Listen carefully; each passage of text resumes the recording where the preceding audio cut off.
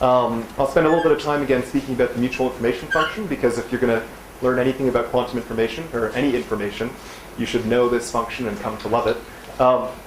And then I'm going to take you through just very quickly, kind of sketching out how one does, how one estimates whether or not for a typical mixing transformation, the decoding that I talked about yesterday is possible. So there's going to be a little minor calculation there, and that'll sort of take us to mostly to the end. But we're going to there are going to be some surprises along the way, perhaps. Okay, so mutual information.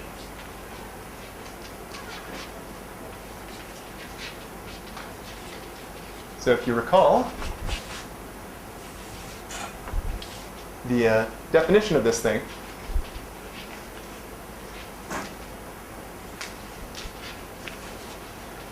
it's a linear combination of entropies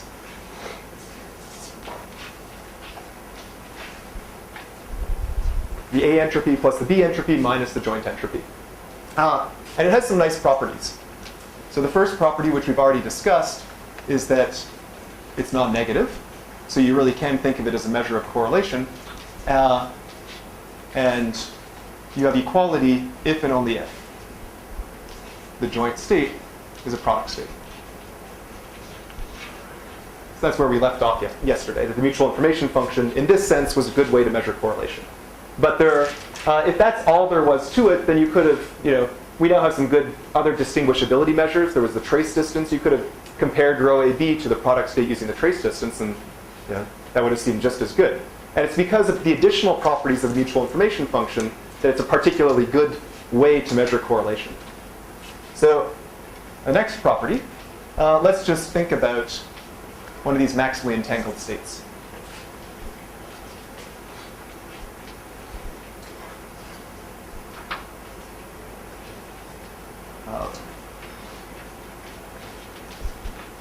So these kinds of states have popped up several times during the lecture. And if we compute the mutual information function for one of these maximally entangled states, what's it going to be? Well, the A density operator is maximally mixed. It's proportional to the identity matrix. And so we'll get a log dA. Likewise for B, so we get 2 times log dA. And if we compute the entropy of the joint density operator, well, the joint state is pure, so it has no entropy, right? So then minus 0. So this is the mutual information of a maximally entangled state. And the reason we call it a maximally entangled state is because no state can have more mutual information. So it's true that this is always less than or equal to twice log dA for all rho. And so, and again, you saturate the inequality if and only if you are a maximally entangled state, which we learned last day means that you are locally unitarily equivalent to one of these, right? By unitary transformation on A and B, by that singular value decomposition theorem. Okay, so so it has a reasonable lower bound or it has an important lower bound and a reasonable upper bound, and it's supposed to measure correlation. What do you mean by locally? Sorry? You said they're locally. Oh, locally. So if there's a unitary that is a product unitary of the form U on A tensor V on B, right? So then that's not something that can create any correlation, right? It's just our Alice and Bob independently acting on the system. So any state that saturates this inequality will be locally unitarily equivalent in this sense to one of these. Basically, it's just you do the Schmidt decomposition and then you change basis on the Alice side and the B side. It's local in the sense you're dividing the Yeah. Okay. So now this is supposed to measure correlation, right? And what is the key point about correlation? If you throw things away, you're kind of losing, or let's say it's supposed to be a measure of information. If you throw things away, you should be losing information, right? And so the third key property is that mutual information between B and C, first term state rho, is at least the mutual information between A and B, for rho. Okay? So that if we look at the correlation between the A system and B and C together, quite intuitively, there should be at least as much information there as if we didn't pay any attention to the C system. Right? Like this is a totally, well, it seems like it should be a totally obvious inequality, and intuitively it is. But it turns out this is actually kind of a big theorem. That if you ever, some of you may have heard of the strong subadditivity of quantum entropy. This is the strong subadditivity of quantum entropy.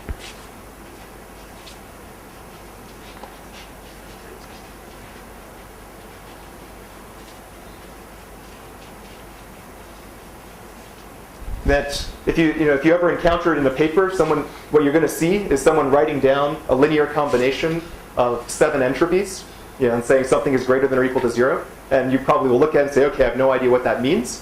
What it means is this, right? It means that you can't increase information by throwing something away. Proving this for classical probability distributions is just a matter of convexity.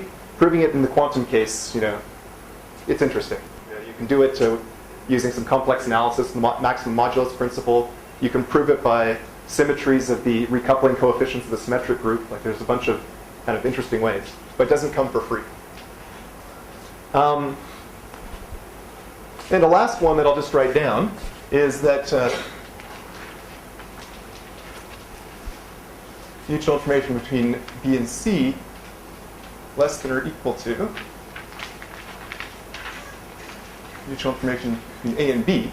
Right? So if we started with A and B and then someone gave us C, the point about this information function is that if C isn't too big, there should be some limit on how much information I should be able to transfer with C. And so the mutual information shouldn't go up too much. And what's the maximum amount it can go up? Well, the maximum amount it can go up is if someone gave me half of a maximally entangled state. That transfers the most correlation possible. So these are the basic properties of mutual information.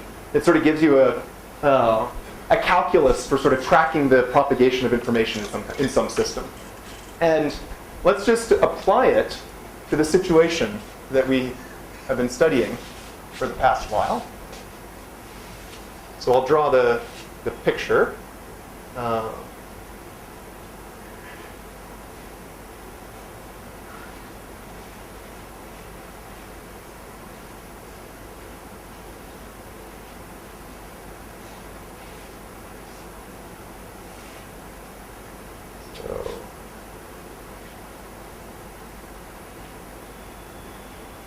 Sorry about this.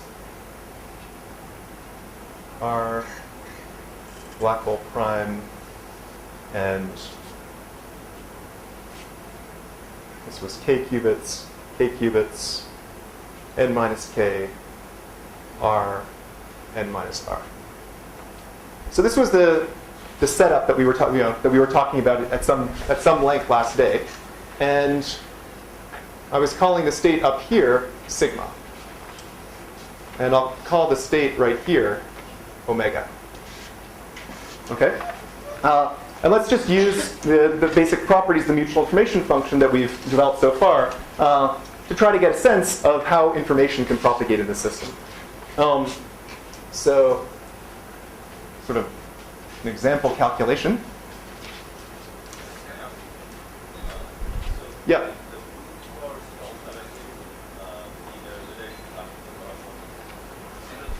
So I'm just going to come over. I can't quite hear. Yeah.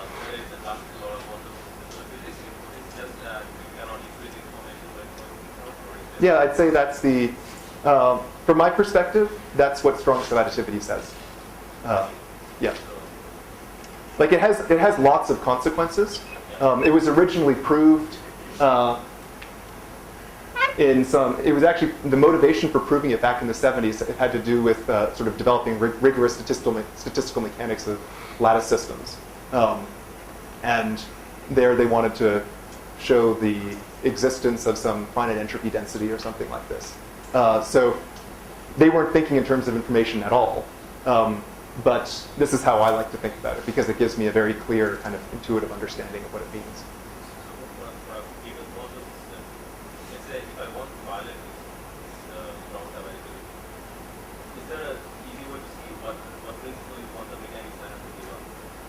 Okay, that's an interesting question. Um,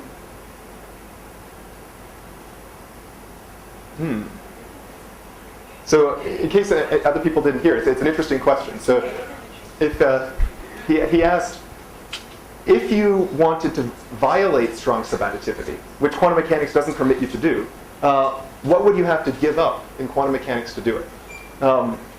And certainly something that's important when you prove this as a consequence of proving some convexity property of a function of some operators. And it's important that you're talking about positive semi-definite operators.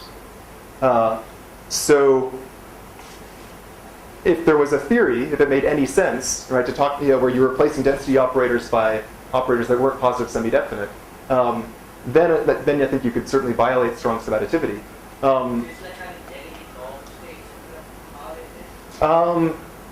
Quite possibly. I don't know, but that's a good question. But it works classically too, right? So there has to be something. Yeah, classically it's easy to prove. I know, Yeah, but yeah. I'm saying, I don't know if it's some intrinsic thing about probability distribution, so I don't know. Yeah. So that would make sense. It might be that your argument about the density matrix being positive semi-definite and the probabilities, they might just reflect the same thing. Right. Yeah. So anyway, I mean, it's kind of an open-ended question, but an interesting one. So it might be worth trying to play around with. You have to first try to expand your notion of what might be possible to have some realm of theories in which to explore the question. But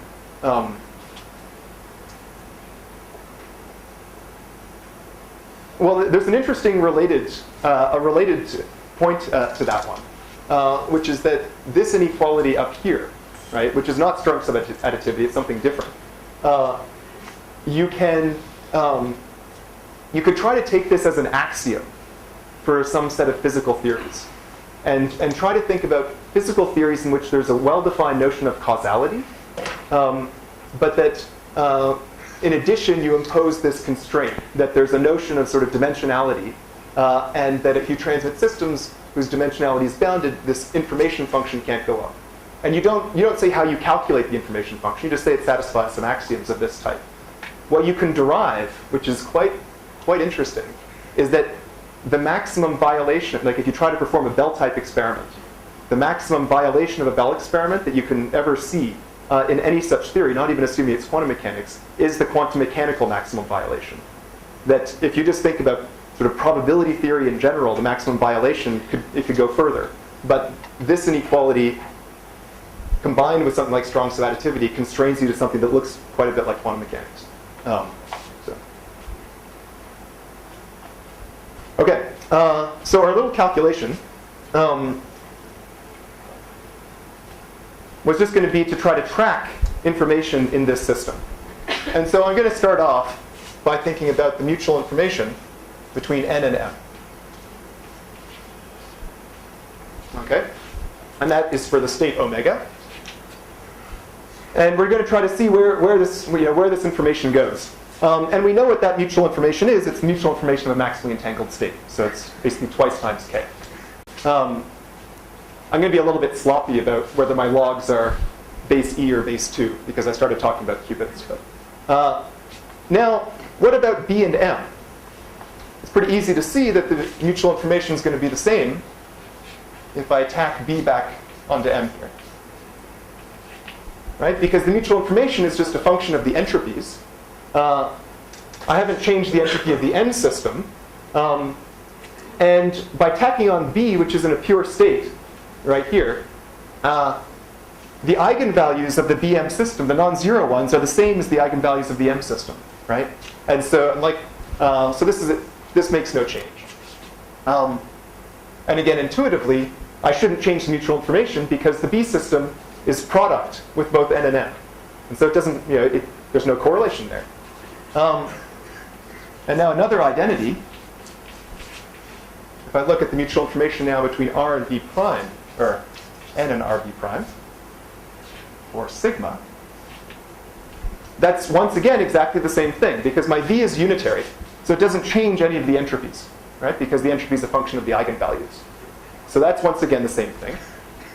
And now I'm just going to apply my little inequality here. So mutual information between n and b prime for sigma plus twice the log dr. What does the sigma refer to? Sigma is this state up here. Looks like a 6, doesn't it? Oh, okay. There. Yeah. Is this also equal to I n r? I n r? Is this also equal to I n r? Can you write it as an inequality of INR? Is that INR.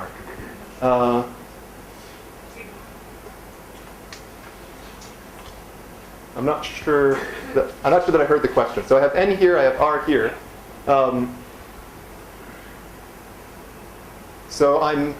Oh yeah, sure. Okay, sorry about that. I could certainly flip it around, but I want to do it this way for a particular reason. And the reason is, now we suppose that decoding is possible.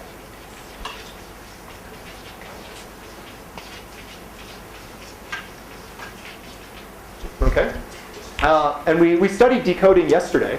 And what we found was that decoding is possible if and only if the state between n and b prime is close to a product state. That was sort of the whole message, right? And if the state between n and b prime is close to a product state, then this mutual information should be small.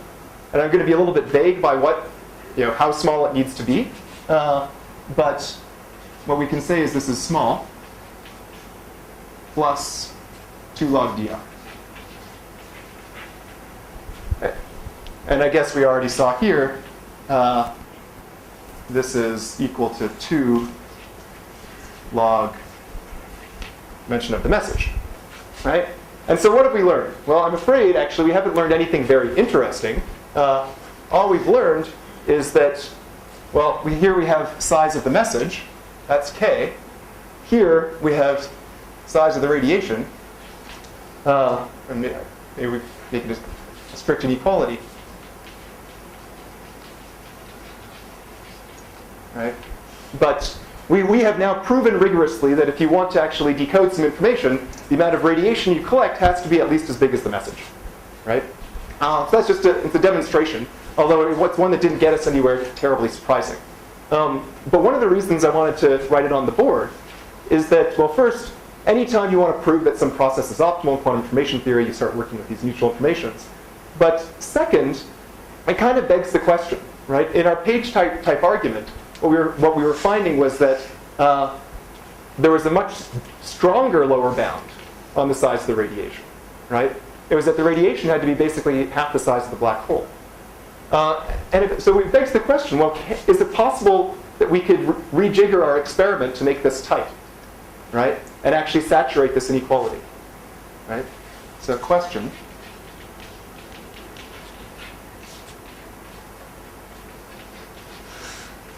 Could there be a way?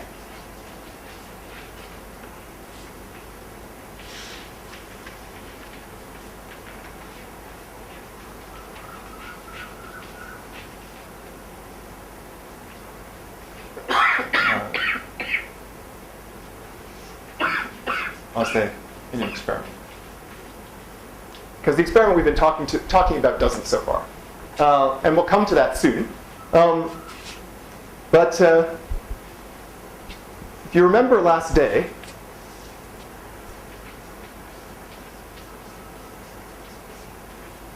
well,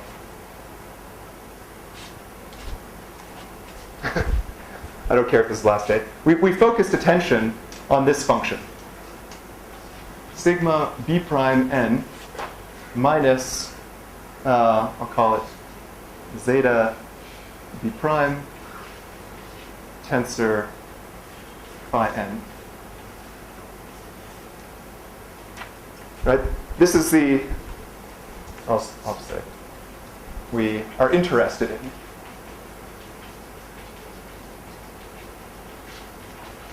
This is what we're interested in. And I'm just going to, in this case, to make our lives easy, b prime will just be proportional to the identity matrix. So if you remember, what we were interested in was, is sigma b prime a product state or not? And what we're going to actually check today is whether or not it's a particular product state, which is the uniform distribution, the maximally mixed state on B prime, tensor with the maximally mixed distribution on N. And what we'll show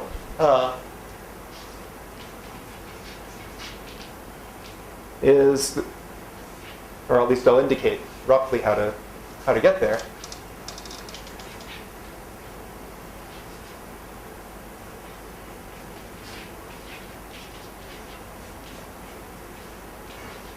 I'm going to write down a funny-looking upper bound, totally uninformative. So dn dvm dr squared trace omega bmn. dBm is just dB times dm. Yeah. So d just always d for dimension. So this is dd times dm. So this is what we're going to show. And for the moment, you probably look at that on the board and say, okay, that's a bunch of dimensions and trace of some operator squared, blah, blah, blah. I don't know what it means. But for the moment, just to confirm that that if we do that, it tells us what we wanted to know.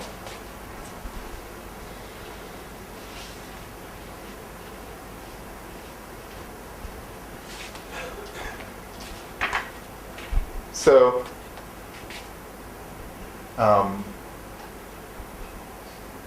let's just check. So I'll just call this expression star so as not to write it out again.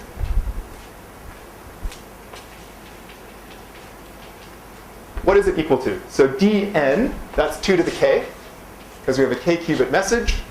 dBm, that's the size of the black hole. That's 2 to the n. 2 to the 2r, because we have r qubits. And then the trace of the omega density operator. But omega is a pure state. So you might wonder why did I bother to write that down, but you'll see in a moment. So what is this equal to? 2 to the n plus k minus 2r. Right? And as promised last day, it becomes small.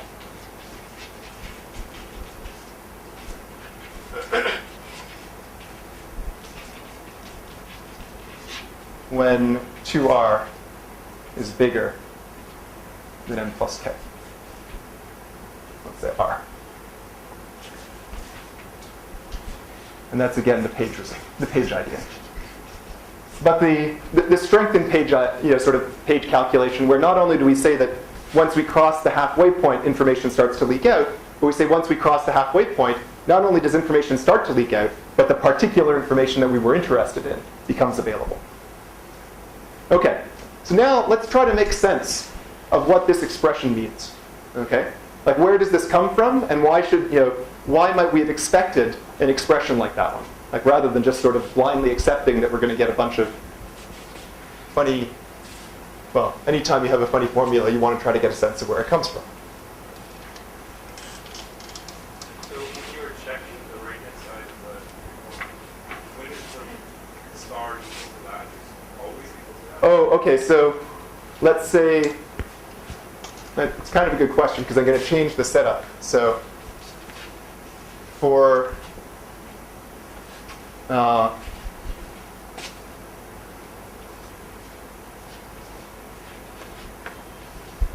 so we have the setup that I've drawn over here on the right, and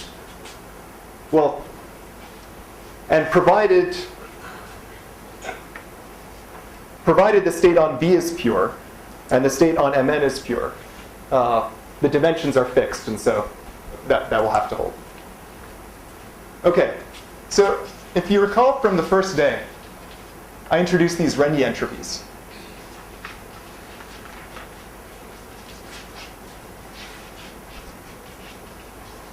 And the Rényi entropies were defined this way. S alpha of rho is 1 over 1 minus alpha log trace rho to the alpha.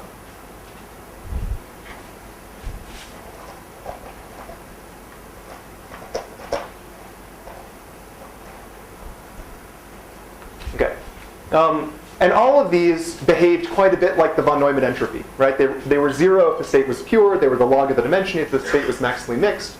Alpha equals 1 gave us the von Neumann entropy, right? So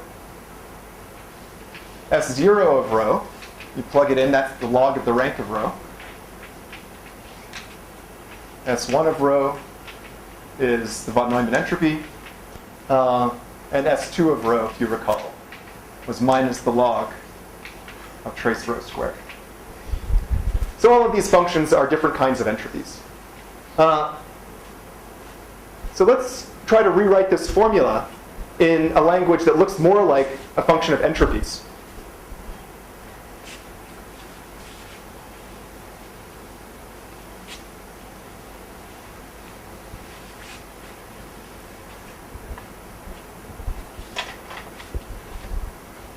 Well, I guess I've erased where I wanted to go a little bit, but that's okay. So star, so dn, a dimension, is like the rank, right? Rank is sort of a measure of the dimension of something. So dn is like 2 to the S0 of the n system for omega, right? dBm, again, it's like a rank. So let's write it. So this is sort of like a,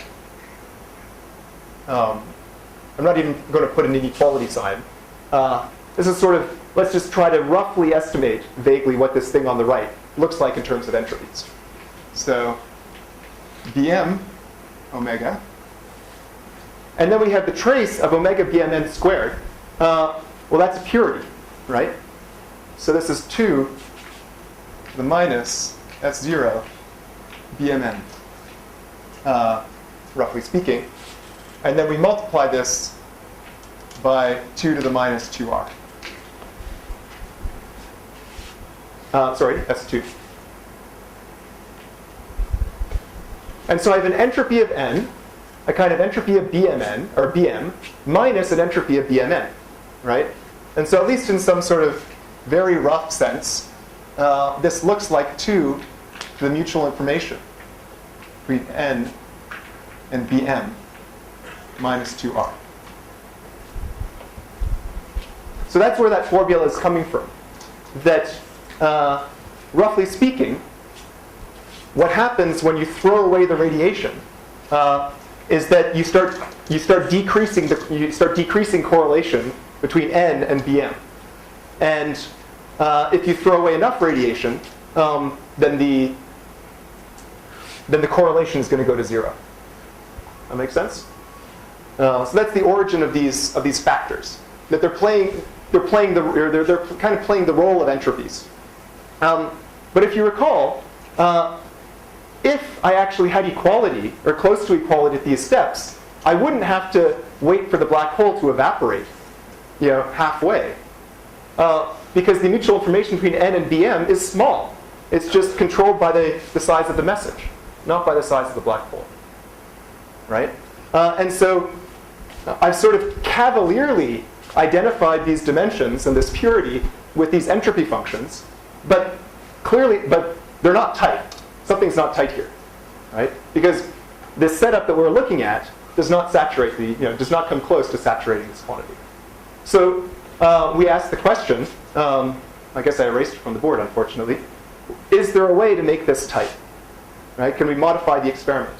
And then we can be guided in trying to think, how would we modify the experiment by trying to make these tildes that I've drawn look like equalities.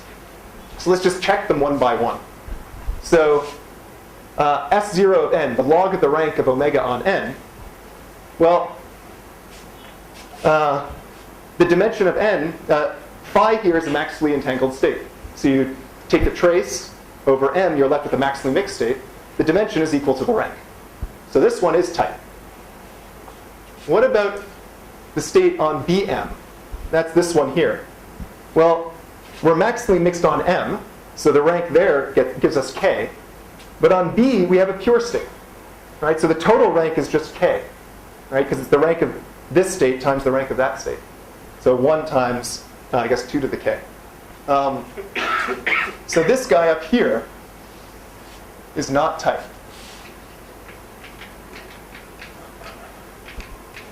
I'll just write it down, right? So S0 of dm of omega is the log of the rank of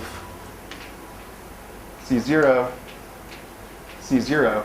tensored by n.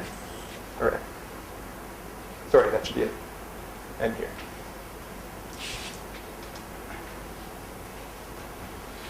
Right, and see, this is a tensor product of operators, so the ranks multiply 1 times 2 to the k. So this is equal to k. Any suggestions on how we could increase the rank? What could we do? How could we make this tighter by increasing the rank of this omega on Bm? We need a new experiment, slightly new.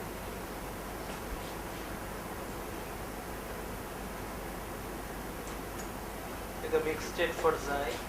We need a mixed state for psi. But we still want to be able to decode, right? So how do we make a mixed state? We want to make sure that everything remains pure. So I'm going to give it a new name now, just because I called this C0.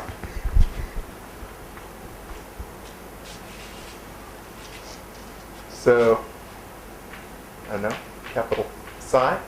And let's call this system here E. So if we do that, and we make psi, say, maximally entangled,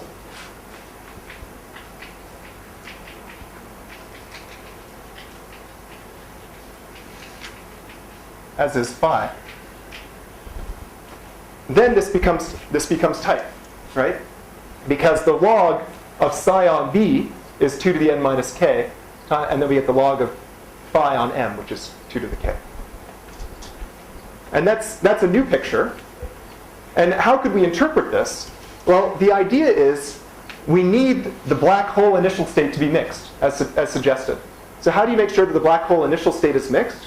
Take a very old black hole that's already evaporated a lot, and so it's entangled with its own radiation, right?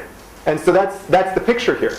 But we still want to be able to use the analysis that we did last day, where we concluded that if we had a product state on B prime n, that we could decode, right? And so what that means is that we have to give our Bob, who's doing the decoding, access both to the early radiation and the new radiation. But if we do that, exactly the same analysis goes through. So I'll just write something on the board. Well, I'll just write it up here. Now what this describes is an old black hole. And Bob decodes using the early radiation, E, plus the new radiation, R. So Okay? that means Bob has to be there for a very long time. Bob has to be there for a very long time. So that is certainly true. Or there has to be some mechanism to prevent the radiation from escaping off to infinity. He doesn't necessarily have to be active the whole time, but there has to be a way of collecting it. So it's definitely an in-principle question rather than a practical question. But it radically changes the setup, right? Because for this old black hole, so now let's say for the old black hole, the Bm is 2 to the n, 2 to the 2r. And now we're looking at the purity of this state Bmn. The Mn part is pure, right? So that doesn't contribute anything. So this is just the purity of the B system. So this is 2 to the minus n minus k. And if I did this correctly, and what we see is now the n's cancel. So the n is the size of the black hole, and what we're left with is 2 to the 2 k minus r.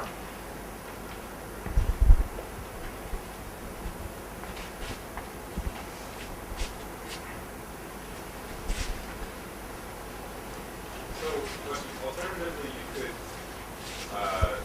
entangle two clouds of gas or something, collapse into a black hole, hang on to it. In principle, right? I mean, if there were, yeah, again, this is totally an in principle question anyways, because you have to be able to collect all the radiation, right? Not just the photons, the gravitons as well. But so if you could take two clouds of gas and somehow collect all of the degrees of freedom, including their gravitational degrees of freedom, and then allow one of them to collapse, then you'd be set. It's a tall order, but it might be easier than waiting around 10 to 67 years to collect all that early Hawking radiation. Okay, so where are we? So for the old black hole,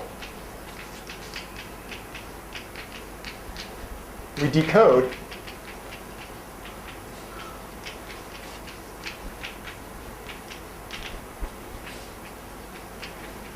once k is larger than r. And since we're thinking of k as a small message, right? So in particular, for our purposes, we could just say, like, maybe we take a single entangled pair of qubits, drop one of them in the black hole. So if k equals 1, r is order 1.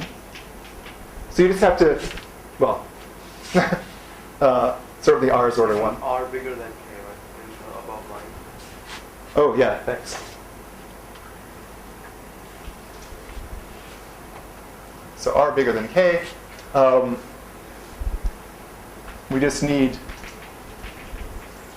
order 1 Hawking quanta.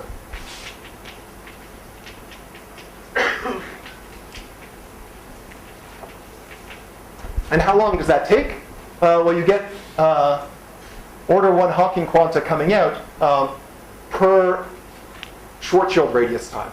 So this suggests that the T info, I'll put a question mark here, is on the order of RS, right? The Schwarzschild radius. So if this sort of schematic reasoning that we've been doing here is correct, then for the old black hole, where you're no longer protected by this huge amount of time that you had to wait, RS cubed, the amount of time that you're potentially that your bob has to stay outside the black hole is now disproportional to the Schwarzschild radius. And you may not remember, but the amount of time that we wanted Bob to be forced to stay outside the black hole in order to have some consistency in the black hole complementarity principle was RS log RS, right? And so now it looks like Bob can collect the radiation and jump back in quickly enough that you might be able to actually test that violation, the violation of no cloning, right?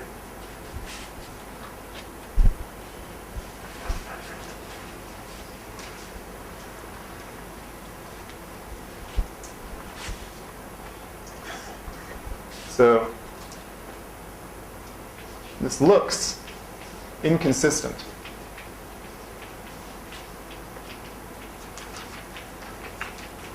With black hole complementarity. I have a quick question. How RS compared to black hole lifetime? Black hole lifetime is about RS cubed. Okay. Yeah.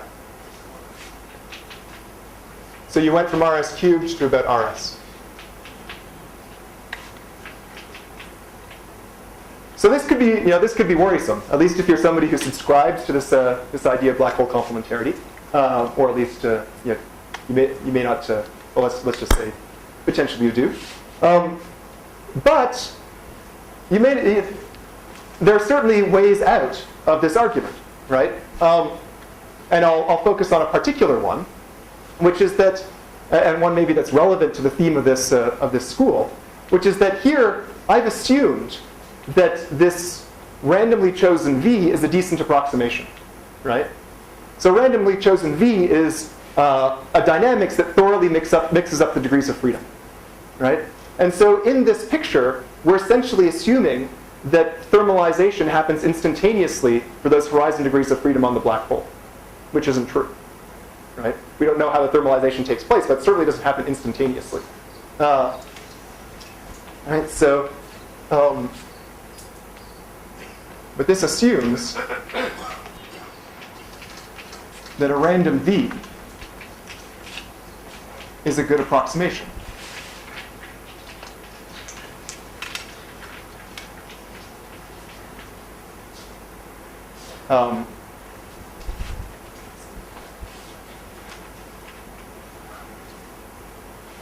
So then we can ask the question,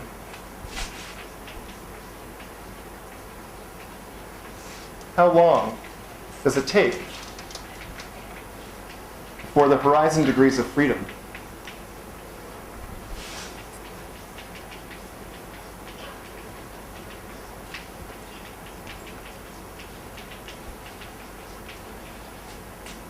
become thermalized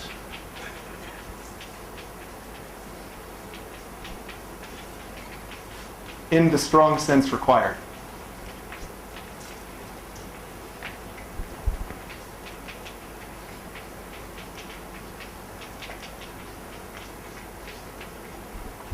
And the strong sense required is that we actually satisfy this inequality.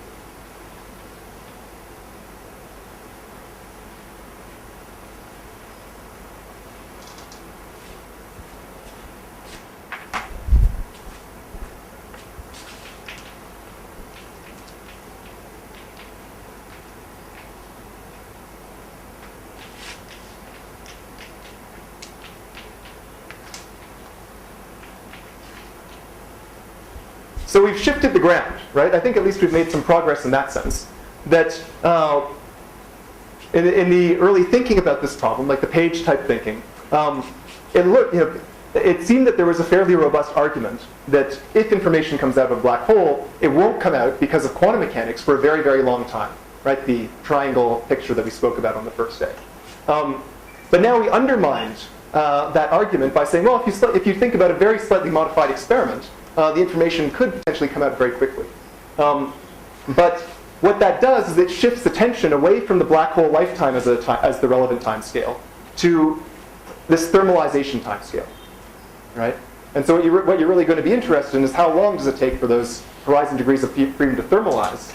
But the kind of thermalization we need is much stronger than what is normally meant by thermalization. That often when you say, okay, is the system thermalized, you look at the decay of certain correlators, or you look at the certain macroscopic variables, and you see if they've reached their equilibrium values.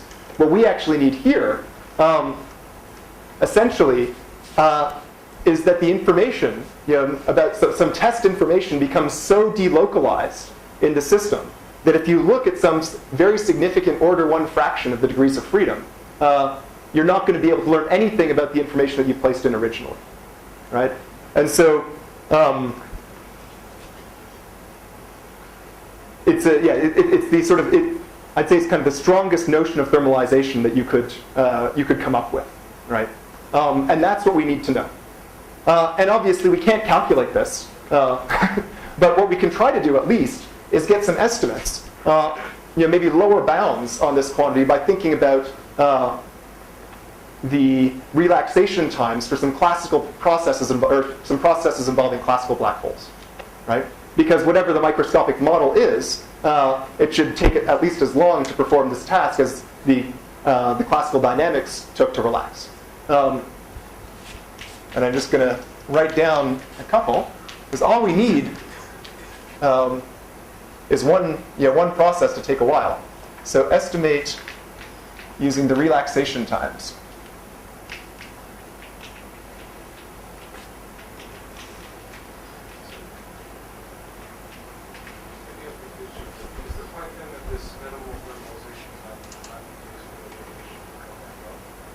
No, so you ignore the time it takes for radiation to come back out. Although here it is written in terms of what looks like some radiation. But forget the fact that I've relabeled these systems R and B prime. Just think of V now as being not a mixture of horizon dynamics and evaporation, but just sort of think of horizon dynamics. So if you then look at your horizon degrees of freedom, if you roughly speaking, what I would expect is sort of relevant. If you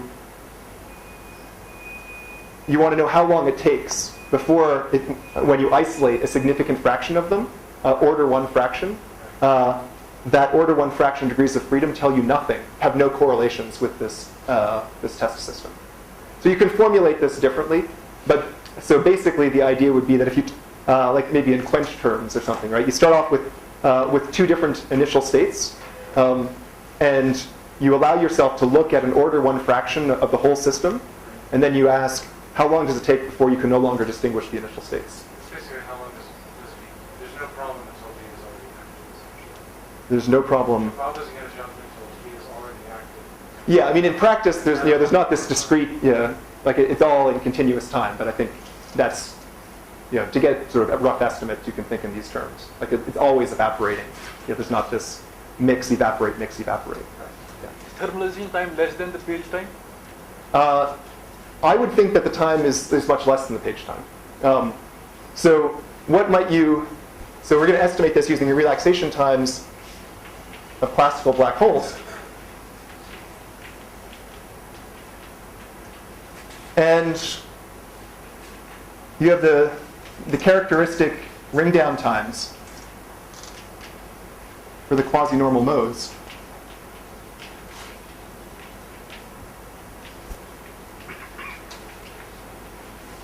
And those are typically order RS.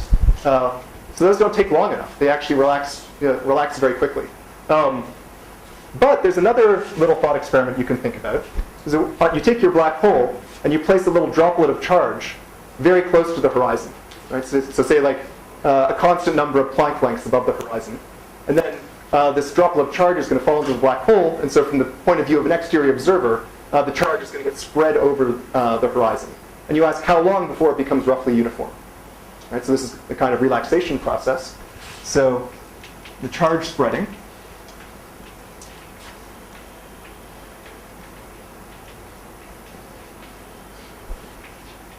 On the stretched horizon.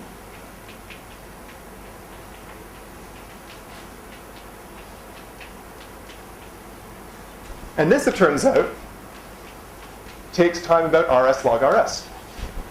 Wait, but before you move on from the quasi-normal modes, Yeah.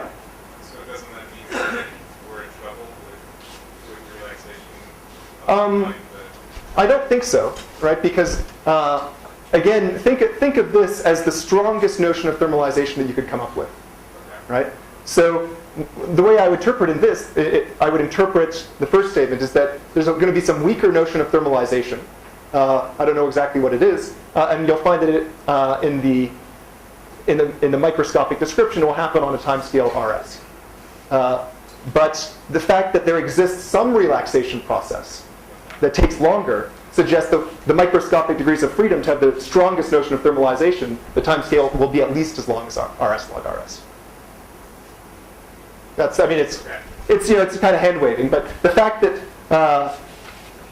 maybe it's not that hand waving, right? Like the microscopic, if the classical description is taking at least R log R time to relax, then the quantum description should also take at least that time. Yeah, but then you're assuming that there's a relaxation time. But it might depend on what sort of.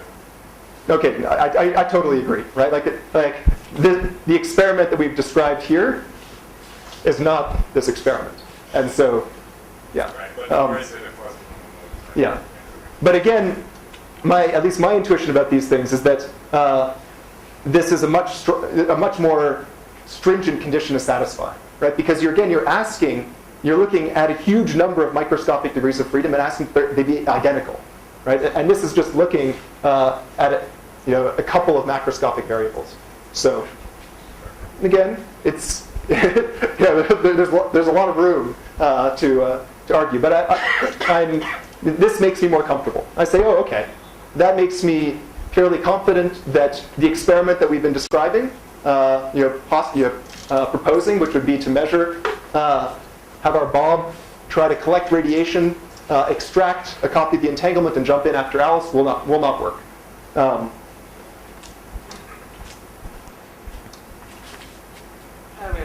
Why it will not work? What's the contradiction between these two?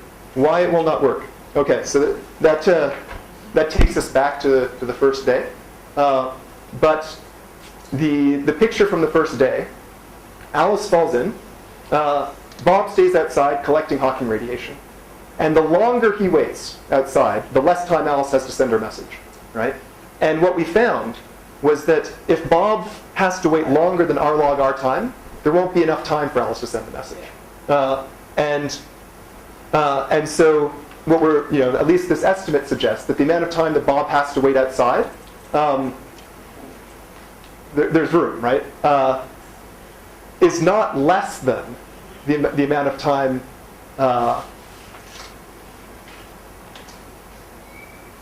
is scaling at least large enough that there can be a separation between the time scale required for No, I mean, here you showed t in phase of the order rs. If we take this picture, and that's less than rs log rs, and that kind of violates no cloning theorem. Oh, okay, no. So the question is, right. So here it looks like there's a problem. Yeah. Right? But what we said is, well, wait a minute. In order to get this estimate, I assumed that the whole calculation was valid. And to the extent this calculation is valid, it's only valid if the horizon dynamics can be described by a highly mixing unitary transformation. So we have to extend the estimate of t info, and maybe I should write that on the board, to be at least rs log rs. I see. Okay.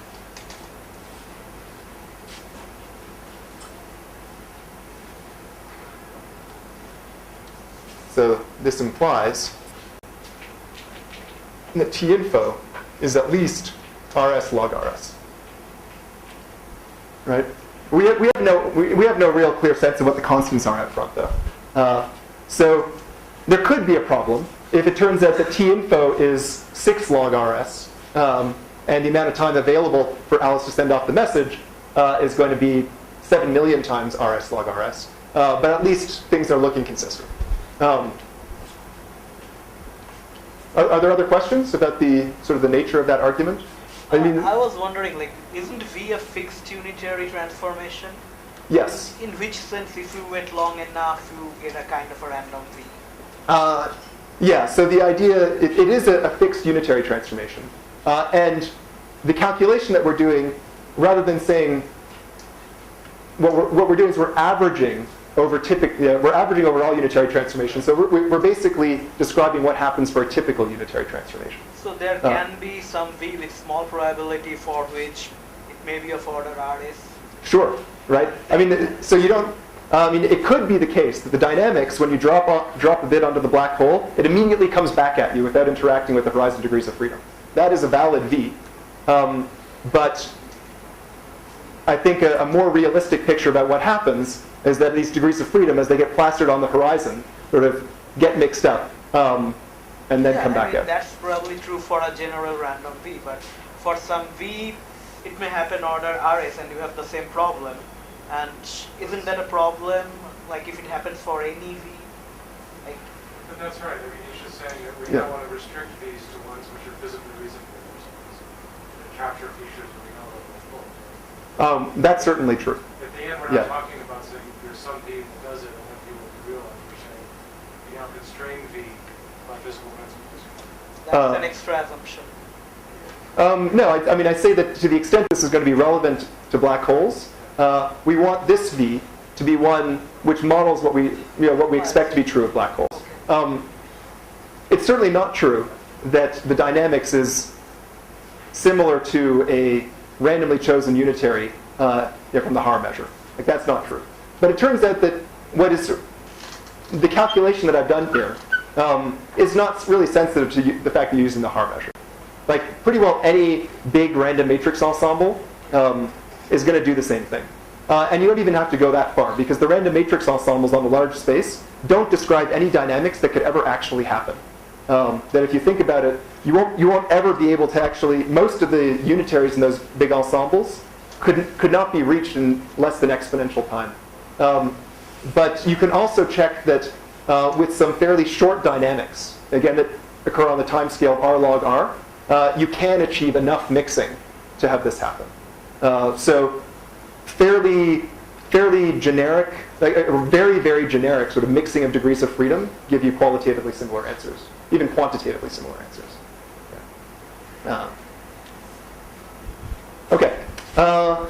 So what I'd like to do now is just very quickly sketch for you, how you do this this calculation. And actually, that reminds me. So correction. I misintegrated, so I apologize. I make use of my license to say that 2 is equal to 1. So the fourth moment is in that second problem, and from the first day, it's 2 over d, not 4 over d. So one of you found that, and so that implies that what I did on the board, the variance of the length, it implies everything's a lot, it looks nicer than I thought it did. It's 1 over d. And the expected purity, which you're supposed to calculate, is just 1 over r plus 1 over b. And the ugly third term is not there. So sorry about that.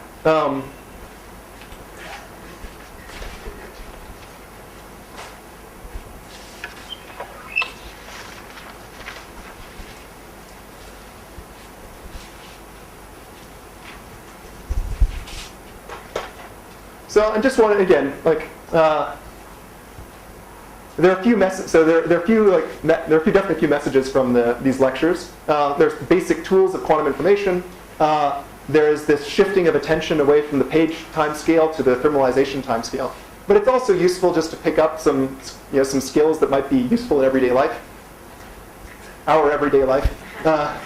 And so just seeing quickly how one estimates this integral, it might show you some things that could be handy. So the first point is that we're dealing with this trace norm.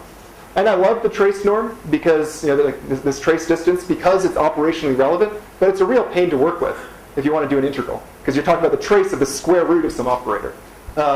And so let's estimate our integral.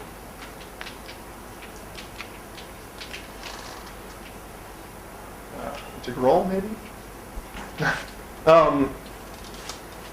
So the first point is that we're evaluating something of this form, right?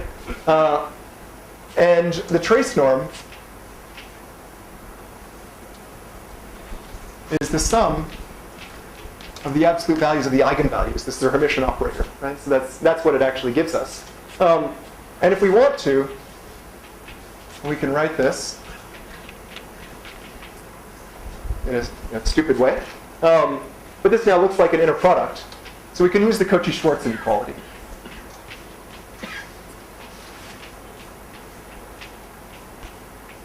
Right? So this is Cauchy-Schwarz.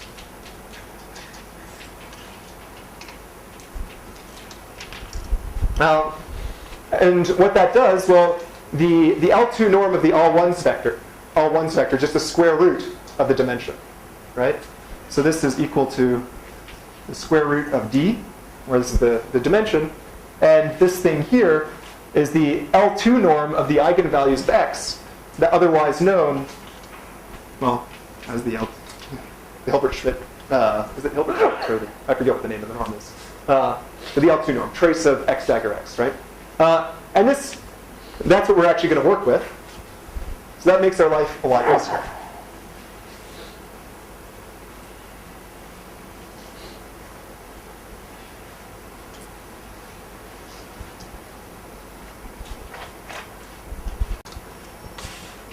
So we want to calculate instead the integral sigma b prime n sigma or zeta phi n 2 dB. Okay, well this is at least something that we can write down, right? This is just the trace of the square of this operator. And you expand that, that's going to be the trace of sigma b prime n squared, or the integral, dv, minus a constant, which is just dependent on the dimensions. because these are the maximally mixed states. And so this integral that we're interested in, to the extent that we have to do a calculation, is just going to be a calculation very much like the one we did on the very first day, or is in your assignment. Because we boiled everything down to calculating another average purity, right? Trace of an operator squared.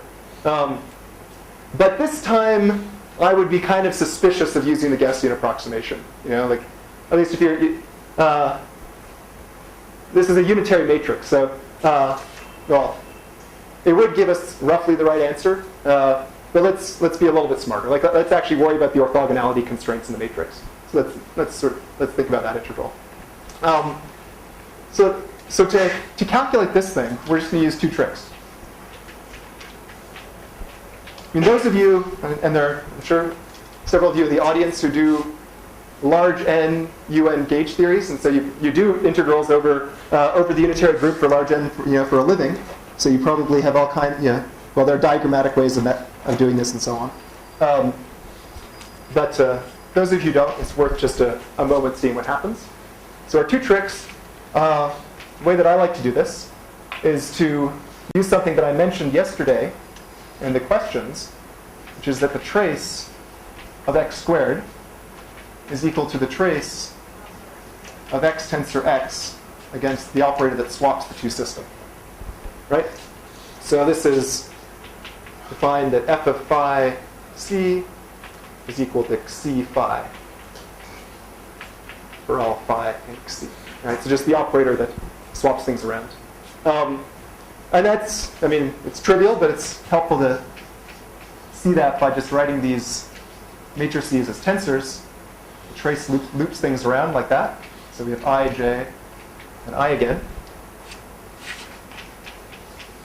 Whereas if we have our two x's as tensor products, if we swap, like so, and then take the trace, what we have is I,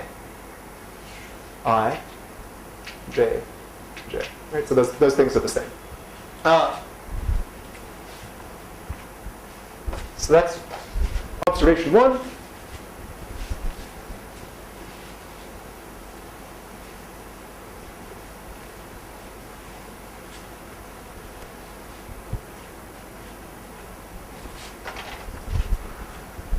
And then observation two, let's just define I is the integral of VV, acting on some y, V dagger, like so. Right? So the fact that the integral of f u v dv is the integral of f of v dv, right? This is the invariance of the Haar measure. This tells us that u tensor u,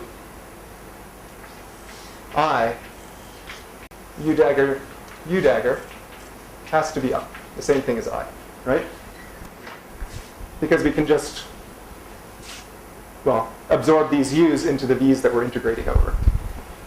And so this tells us right away a lot about what this integral has to be. It has to be something that commutes with every matrix of the form u tensor u, right? And there's one matrix which is obvious. So this implies that I is alpha. Oh, that's terrible. So let's call this M.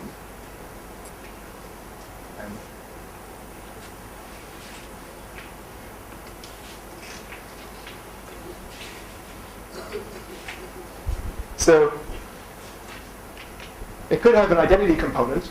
The other thing that it can be is the swap operator that I've just defined, right? That a matrix of the form u tensor u commutes with a matrix that swaps the two systems. But that's actually all it can be, right? And this is true more generally if you care to do these sorts of things. That if you integrate over v tensor v many times, then the result has to be a linear combination of the permutation operators, right? And in that case, what this means is that we can write this as the trace of y pi plus pi plus over the rank of pi plus.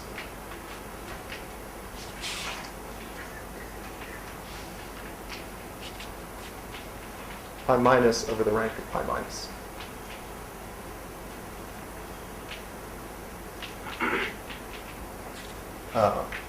Are the projectors. Appropriate form.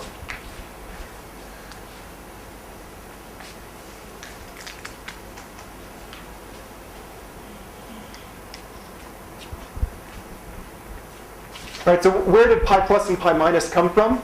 I just wanted to orthogonalize I and f, right? And f commutes with the identity matrix, and so I can just take the positive and negative eigenspaces of f.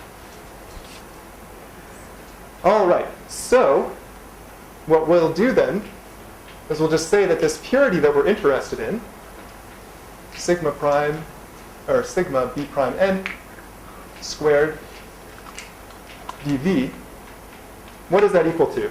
Well, I'll write something out and then we'll just double check. So v of omega v dagger v omega v dagger times, actually I'll put some subscripts in there.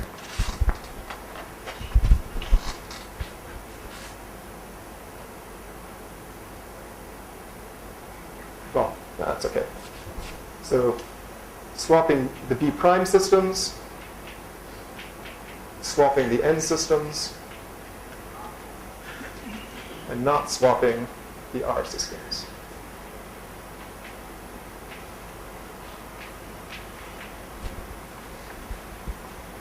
To clarify the previous thing, these are pi plus over rank pi plus? Oh yeah, sorry.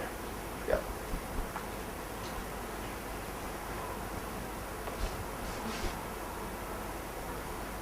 Okay, so I claim that what I've written down on the board here is just the purity. So let's double check that that's true. Well, if I have an operator, I have a density operator on the first line, and I'm taking its trace against some other operator tensored with the identity. Right? So that means I'm taking the partial trace over the R systems. Right? So that I can get rid of this, and that means that I'm looking at a density operator on B prime n. And if I swap the B systems and I also swap the N systems, that means I've swapped everything. So I'm applying a swap to the pair of operators, or the pair of density operators on RB prime. And so by my property 1, I'm getting exactly what I need to get. Okay? And I won't go any further. Then you just compute. And you get an exact number for this quantity and some easy inequalities, and then you're done. So this kind of calculation comes up a lot. And I personally, I don't know if I'd say I kind of enjoy doing Haar integrals. There's also there are lots of diagrammatic ways of writing this stuff down to get the asymptotics. Would you just say once more why this v omega v dagger that gives you sigma b prime n squared? Yes, sure. So I'm using. So first, let's just remember that rho AB XA tensored with the identity on B is equal to the trace of rho A XA. Right, this is this is the basic property of the partial trace operation. So because I have the identity on the R systems, what that has, the effect of that is to take the partial trace of all of this, right? I see. So I can just ignore the R systems, or I ignore the R systems at the end of the day. And what these swaps do, I'm swapping both B prime and N. So everything gets swapped, and I can use this formula for the purity. Yeah, but why you have identity on the R system? The reason is because I want a density operator that is only on B prime and N. Okay. Yeah. So, yeah. What are the subscripts? Oh, yeah. I just meant that I have a B a first B system and a second B system. They don't really mean anything. I could erase them. Maybe I'll erase them. But there are really two B's here, two N's, and yeah. Yeah.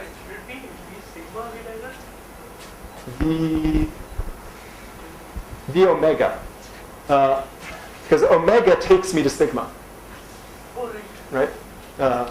So what I'm interested in here, like this thing here is sigma. Yeah. So I skipped a few steps there just because I didn't want to do a whole bunch of calculation, but perhaps I skipped one too many. Okay. So that's how that calculation works. And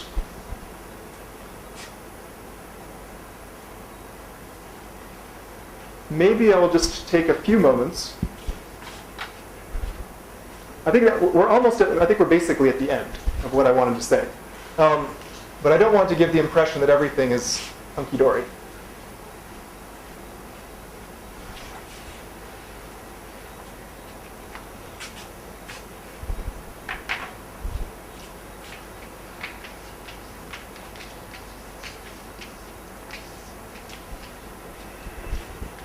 Okay, so let's just draw the kind of experiment that we've been thinking about again.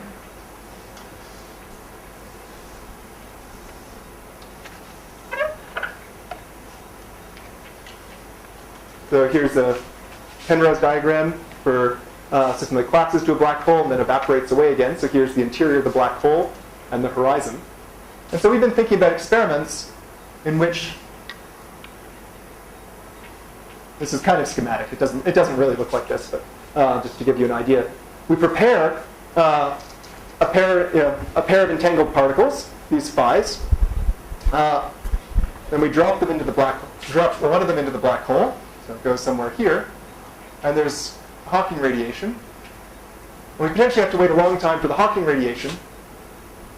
But Bob, who's holding the other half, goes and checks, goes and gets it, falls into the black hole. And then Alice has to send a message to Bob, right, to verify the cloning. This is the kind of experiment that we've been looking at. Now, if you look at this, and you're a physicist, then you might say, okay, well, wait a second.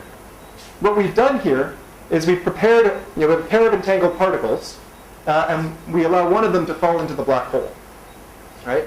And that probably reminds you of something, right? That's a lot like Hawking pair creation.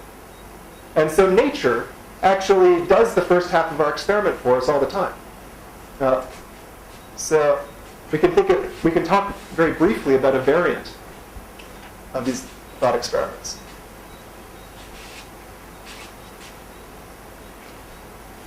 So again, I should say the lecture notes, which will be posted, they have a bunch of references. This stuff on decoding information from black holes I did with John Preskill, and this variant of the experiment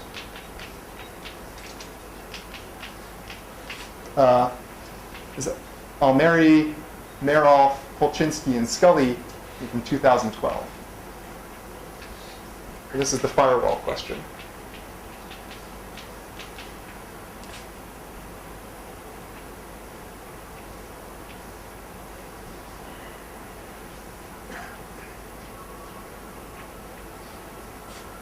So Hawking pairs look something like this. And so there are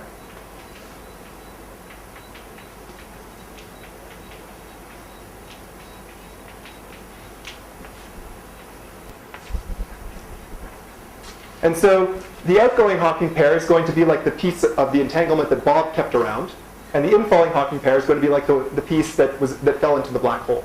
And we wanted to verify if that entanglement got cloned. And the experiment is simply going to be that some Alice out here falls into the black hole, like so. Okay?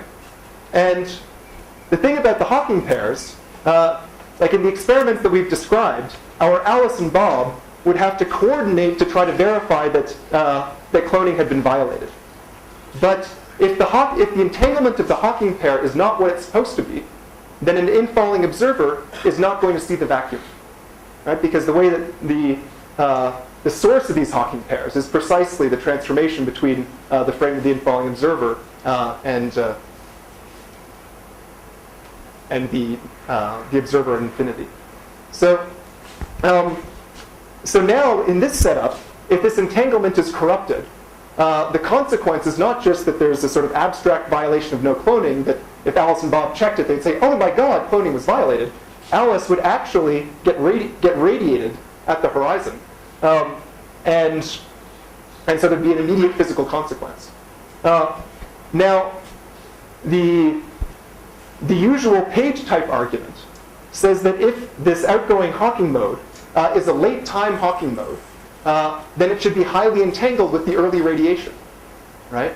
And so the picture from the point of view of somebody outside, again, this is very schematic. Most of the action's actually taking place, right up in this corner, but I'll just draw it this way for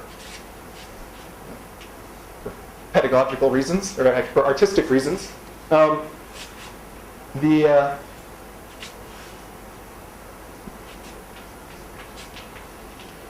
page suggests that the entanglement of this Hawking pair, I don't know exactly how to draw it. Maybe I'll use a different color, green on green. But there are a bunch of other Hawking modes that came out earlier, and they're all supposed to be entangled like that, right?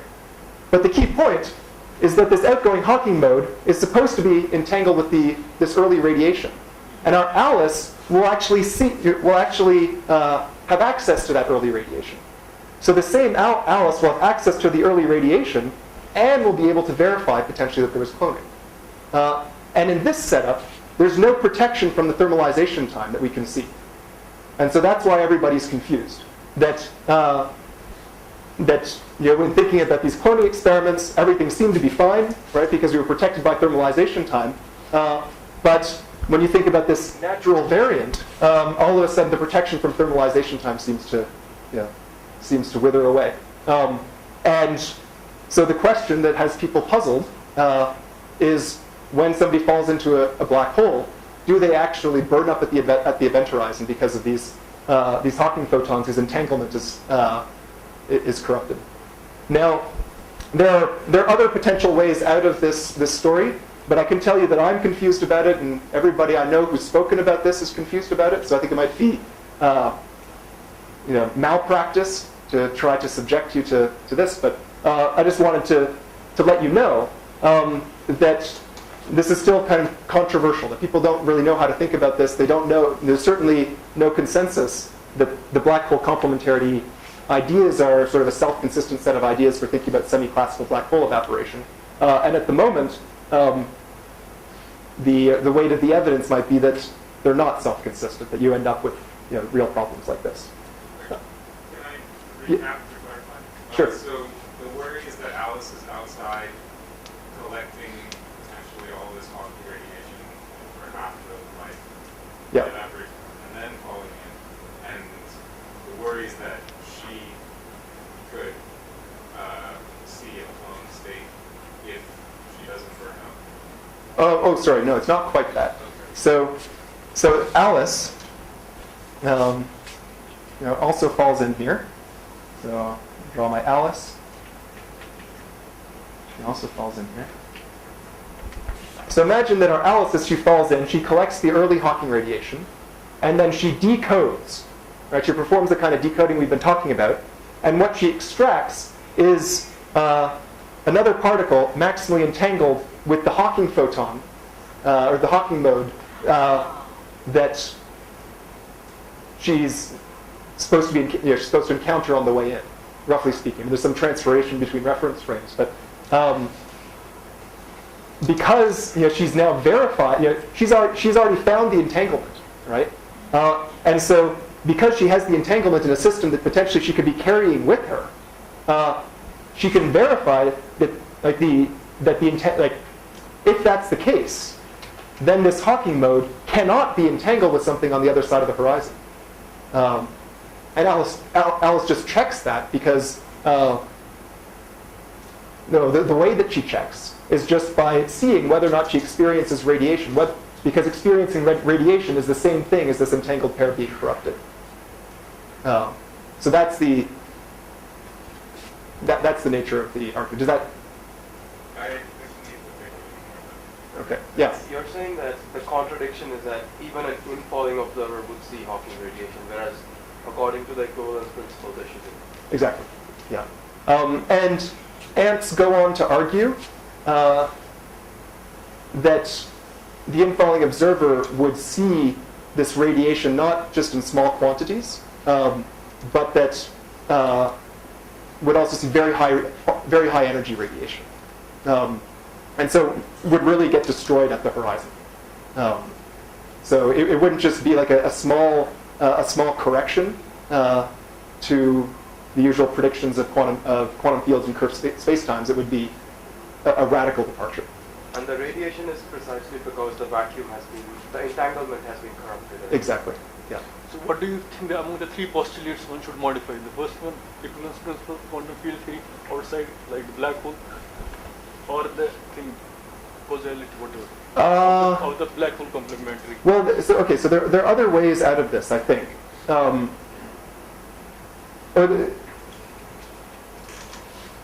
mean, as I said, I don't want to. I don't know if I want to go into too much speculation of what I think might be true because I'm confused about what might be true.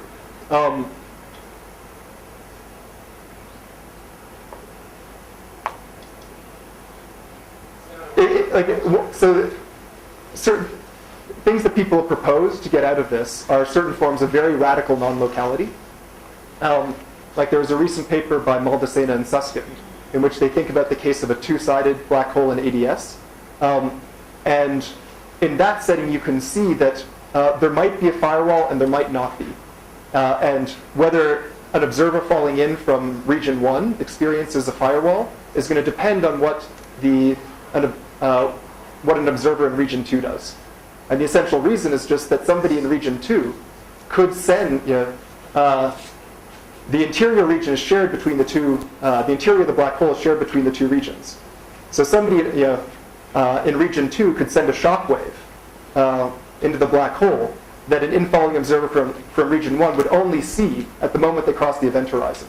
So it's certainly possible for you to, at the moment you cross the event horizon, to experience something terrible, and for there to be no indication of that would be the case. So they argue that that's happening because there's this wormhole, and what happens on the other side of the wormhole affects what you experience at the horizon.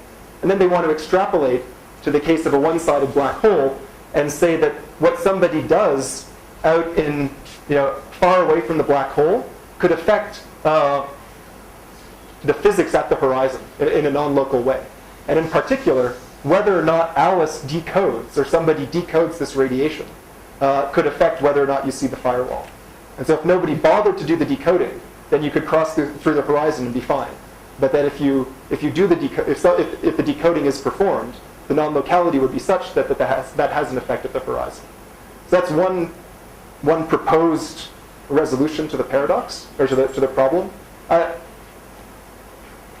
At this point, again, I don't know that I have that I really believe one way or another. I wrote a paper with Dan Harlow in which what we suggested was that so in these problems, what I've been talking about so far, so forget about the firewall problem, and think back to the one we spent most of our time discussing.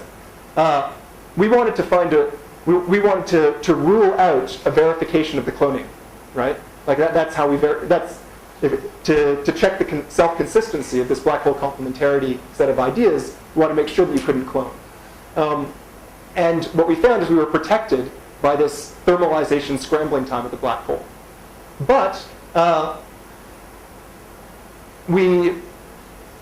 there might be other reasons that you can't perform this experiment in principle. And in particular, we assume that it's very easy for Bob to collect this radiation and immediately jump in, right? Like perform the decoding. But just think how hard in reality it would be for Bob, even assume he can collect all the radiation, right? from the point of view of somebody who does quantum computation, he then has to perform an extraordinarily complicated quantum computation to affect that decoding. And so in the paper with Daniel Harlow, we actually argue that the decoding you have to perform here, sort of using complexity theoretic arguments, would take you much longer than the lifetime of the black hole. So if you wanted to find out something about the state of the black hole, you're better off just waiting until all the Hawking radiation comes out and then start your computation, rather than trying to start it, collect some radiation and then go from there. So in the firewall context, we suggested that a similar argument might be relevant, right? That if the spirit of black hole complementarity is that you should only be concerned with experiments that can be performed in principle. If the act of performing this measurement takes so long, the black hole is evaporated by the time you've done your decoding, then there's no way to actually verify that the Hawking photon was, the outgoing Hawking mode was not entangled with its infalling pair.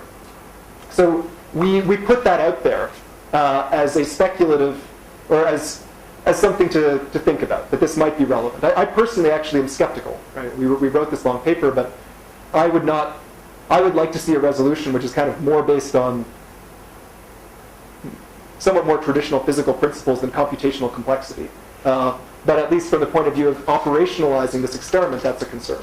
But as I said, I mean, nothing I've seen so far really nails down any kind of way out of this. And I guess you were asking about which postulate I think has to be dropped. I might lead towards some kind of radical form of non-locality operating here, but that's just a guess. There has been some IISc calculations on this problem.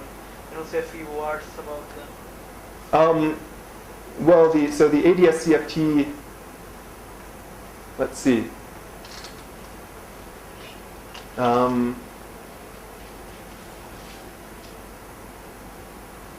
So which kinds of questions are you thinking about?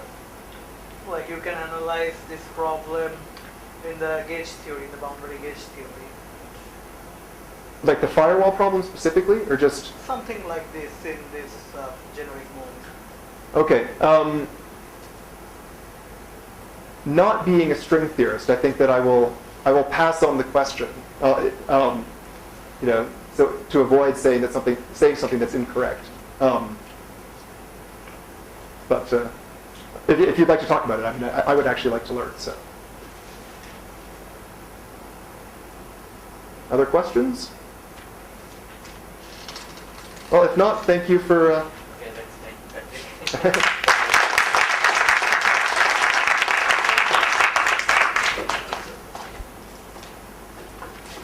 Well, thank you very much.